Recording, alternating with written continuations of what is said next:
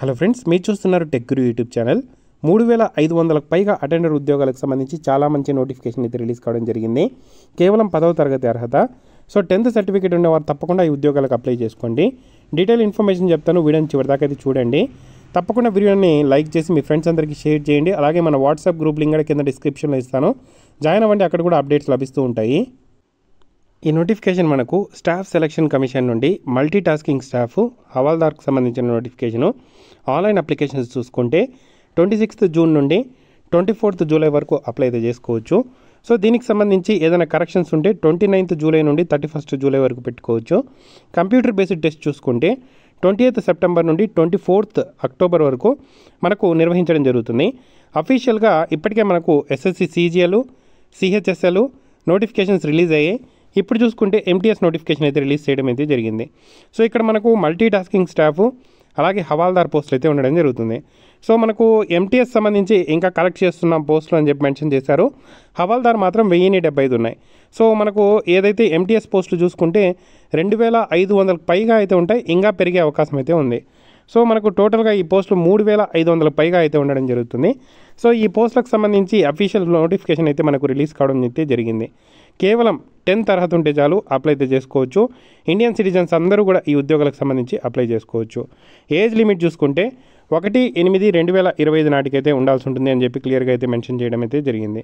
So మనకు age చూసుకుంటే వీటికి సంబంధించి మినిమం ఏజ్ వచ్చి 18 ఇయర్స్, మ్యాక్సిమం ఏజ్ చూసుకుంటే 25 ఇయర్స్. ఎస్సీ ఎస్టీ అభ్యర్థులకు 5 ఇయర్స్, ఓబీసీ అభ్యర్థులకు 3 ఇయర్స్, ఫిజికలీ హ్యాండిక్యాప్ అభ్యర్థులకు 10 ఇయర్స్ ఏజ్ రిలాక్సేషన్ అయితే ఉండాలి. సో కేవలం 10th అర్హత ఉంటే చాలు ఈ పోస్టులకు సంబంధించి మీరు అప్లికేషన్ అయితే పెట్టుకోవచ్చు.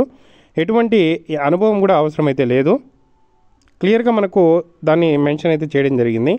1/8/2025 నాటికి మీకు మెట్రికులేషన్ అయితే కంప్లీట్ అయి ఉండాలి. 10th కంప్లీట్ అయితే చాలు. అఫీషియల్ ఏదైతే ఎస్ఎస్సి వెబ్సైట్ నుండి మీరు అప్లై అయితే చేసుకోవడానికి అర్హులు అని చెప్పి క్లియర్గా మెన్షన్ అయితే చేయడం జరిగింది. వీటికి సంబంధించి అప్లై చేయాలంటే 100 రూపీస్ ఫీజు పేమెంట్ చేయాలి. ఎస్సీ ఎస్టీ ఉమెన్ క్యాండిడేట్స్కి, ఫిజికలీ హ్యాండిక్యాప్కి, ఎక్స్ సర్వీస్ మెన్కి ఎటువంటి ఫీజు అయితే లేదు. రిమైనింగ్ క్యాండిడేట్స్ వచ్చి 100 రూపీస్ ఫీజు పేమెంట్ చేయాల్సి అయితే ఉంటుంది. సో మన సొంత రాష్ట్రంలో ఎగ్జామినేషన్ సెంటర్స్ అయితే ఉండడం జరుగుతుంది.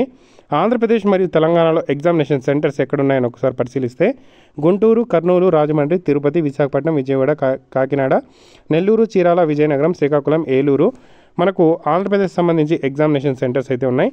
అలాగే తెలంగాణలో చూసుకుంటే హైదరాబాదు, వరంగల్, కరీంనగర్ ఎగ్జామినేషన్ సెంటర్స్ అయితే ఉండడం జరిగింది. సో ఈ సెంటర్స్ అయితే మీరు పెట్టుకోవచ్చు. సొంత రాష్ట్రంలో మనం వర్క్ చేసే అవకాశం కూడా ఉంటుంది.